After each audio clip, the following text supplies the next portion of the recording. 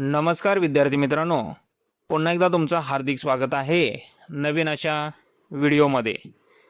GCC TBC typing परीक्षा जून 2026 परीक्षेसाठी अगदी काही दिवस शिल्लक असतानाच अगदी आपले हॉल तिकीट देखील आता आलेले आहेत आणि खूप साऱ्या विद्यार्थ्यांच्या मनामध्ये एकच प्रश्न आहे, सर इंग्लिशचं ठीक आहे, मात्र मराठी टायपिंगसाठी शेवटचे 7 ते 10 दिवस शिल्लक असतानाच आता आम्ही नक्की कोणत्या स्ट्रॅटेजीनं गेलं पाहिजे जेणेकरून आमची मराठीची टायपिंग स्पीड, ॲक्युरसी या सर्व गोष्टी कुठेतरी स्टेबल राहतील आणि आम्ही परीक्षेमध्ये पास होऊ शकू। तर मित्रांनो, अशीच काही स्ट्रॅटेजी घेऊन आपण या व्हिडिओमध्ये आलेलो आहोत। त्यामुळेच हा व्हिडिओ कुठेही स्किप करू नका, शेवटपर्यंत हा व्हिडिओ पहा। नक्कीच या व्हिडिओसाठी एक लाईक करा, चॅनलवरती पहिल्यांदाच आला असाल तर नक्कीच चॅनलला सबस्क्राईब करा आणि हा व्हिडिओ नक्कीच तुमच्या मित्रांसोबत शेअर करा। मित्रांनो, परीक्षेसाठी शेवटचे 7 दिवस का महत्त्वाचे असतात? एकंदरीत सारासार विचार करता आपल्याला एंड लाईन समोर दिसत आहे। आपलं हॉल तिकीट आलेलं आहे, हॉल तिकीटवरती आपली एक्झामची डेट आलेली आहे आणि आता आपल्याला समोर एंड लाईन दिसते। जे मागील 5 महिन्यांमध्ये 6 महिन्यांमध्ये शक्य झालं नाही ते आता 7 दिवसांमध्ये शक्य होणार आहे। कसं काय? कारण समोर एंड लाईन दिसते। असं म्हणतात ना, युद्धामध्ये आपण उतरलो तर युद्ध करतो, पण ज्यावेळेस युद्धामध्ये प्रत्यक्षात समोर आपला मृत्यू दिसतो त्यावेळेस मात्र आपण अधिक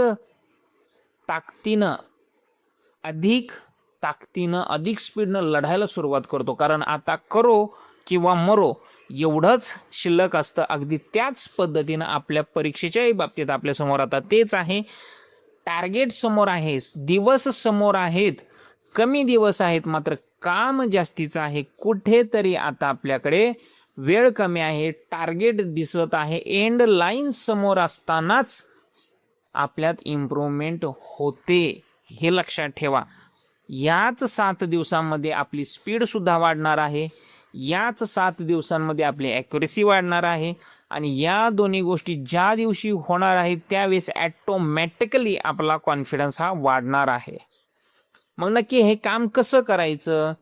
तर सर्वात गोष्ट पहिली समजून घ्या, पहिल्या दिवशी स्वतःचं स्पीड चेक करा।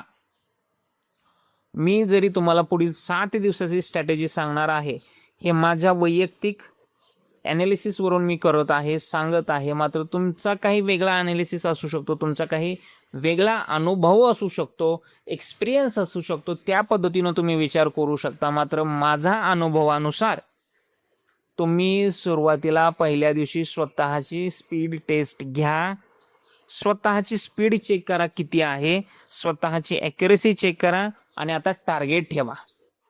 ॲक्युरसी किती अपेक्षित आहे? तर जवळपास कमीत कमी 95% ॲक्युरसी आली पाहिजे।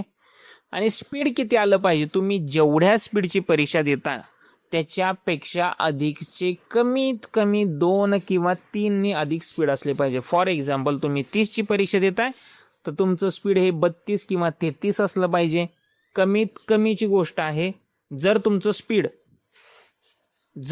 स्पीड हे 40ची परीक्षेचं असेल तर तुमचं कमीत कमी 43-42चं स्पीड असलं पाहिजे। एवढ्याच स्पीडनं तुम्ही परीक्षा देणं अपेक्षित आहे, स्वतःचं टार्गेट ठेवणं अपेक्षित आहे। दुसऱ्या दिवशी स्वतःच्या चुका शोधा, त्याच्यामध्ये मात्रा असतील, शब्द असतील, फिंगरच्या मिस्टेक असतील, या गोष्टी असतील, जोड शब्द असतील, नक्की कुठे प्रॉब्लेम येतोय, जोडाक्षरच टाईप करताना येतोय, शब्द टाईप करताना येतोय, आपल्याला अक्षरच सापडत नाहीयेत, मात्रा सापडत नाहीये, उकार सापडत नाहीये, वेलांटी की हातच ठेवताना चुकीचा ठेवला जातोय। एक अंदाज घ्या नक्की काय चूक होते आपली आणि ती चूक शोधून ठेवा। आता पहिल्या दिवशी आपण टार्गेट लिहून ठेवलं, दुसऱ्या दिवशी स्वतःचा वीक पॉईंट लिहून ठेवला, शोधून ठेवला। आता तिसऱ्या दिवशी तुम्ही काय करा? मराठी टायपिंग पॅरेग्राफ चालू करा, पॅरेग्राफ प्रॅक्टिस सुरू करा। ॲक्युरसीला पहिल्यांदाच घ्या, स्पीडला नंतर नीट चेक करा आणि स्वतःचं टार्गेट ठेवा. फॉर एक्झाम्पल तुमचं स्पीड आहे 25-26, आपल्याला जायचं आहे 32 पर्यंत. तर मग कशा पद्धतीनं जाणार, तर काम करायचं, दररोज एकाच स्पीडनी पुढे जायचं, टार्गेट ठेवायचं. म्हणजे 25 असेल तर आज कितीनं वाढवायचं, 26नं, 27नं. प्रत्येक वेळी प्रॅक्टिसला बसणार आहात त्यावेळेस एकनीच वाढलं पाहिजे. आणि तुम्ही दिवसातून 2 वेळा प्रॅक्टिसला बसणार आहात, सकाळी 1 तास, संध्याकाळी 1 तास. असं या पद्धतीनं जर तुम्ही प्रॅक्टिस करत असाल तर नक्कीच तुमची 7 दिवसात 14नी स्पीड वाढणार आहे. हे कुठंतरी टार्गेट ठेवूनच होणार आहे. त्यामुळे मित्रांनो 3ऱ्या दिवशीपासून तुम्ही जोरात तयारीला सुरू करायचं. 4थ्या दिवशी तुम्ही एक्झाम प्रॅक्टिस करायची. पॅटर्ननुसार, एक पॅटर्न आहे एक्झामचा. रिअल पॅसेज प्रॅक्टिसला घ्यायचे. रिअल कोणते, जे तुमचे आत्ता पाठीमागं एक्झाम झाल्या, भले ती मग एप्रिलची असेल, जूनची असेल किंवा पाठीमागं ऑक्टोबरची असेल, 3 परीक्षेचे स्पीड पॅसेज असतील. मग हे कुठं मिळतील, तर तुम्हाला आपल्या मेंबरशिपमध्ये जॉईन केल्यानंतर जवळपास 300 स्पीड पॅसेज पाहायला मिळणार आहेत. यामध्ये काही जुने पाठीमागचे परीक्षेचे आहेत, काही नवीन तयार केलेले आहेत, जे रिअल एक्झाम पॅटर्ननुसार आहे. याच सर्व गोष्टींचा सराव करा. स्वतःचं कुठेतरी टाईम मॅनेजमेंट करा. 5व्या दिवशी ॲक्युरेसी डे, पूर्णपणे चुका कमी झालेल्या असतील जर या पद्धतीनं तुम्ही गेला तर. स्वच्छ टायपिंग असेल, तुम्हाला बॅकस्पेस मारण्याची आवश्यकता अतिशय कमी पडणार आहे. 6व्या दिवशी तुमच्याकडे आता वेळ संपत आलेला आहे. या दिवशी तुम्ही फुल मॉक टेस्ट द्या, स्वतःचं एक्झाम टाईमप्रमाणे सराव करा आणि स्वतःचा कॉन्फिडन्स वाढवा. कॉन्फिडन्स वाढवायचा कसा, काही नाही, परीक्षेला बसलो की 2-3 खोल श्वास घ्यायचे आणि आता मला पासच व्हायचं आहे, हे पॉझिटिव्हिटी ठेवायची. नक्कीच तुमच्यात कॉन्फिडन्स वाढणार आहे. 7व्या दिवशी अतिशय कमी प्रॅक्टिस ठेवायची, एकदम लाईट, फक्त आणि फक्त 20-30 मिनटं प्रॅक्टिस करायची आणि पुरेशी झोप घ्यायची, आराम करायचा.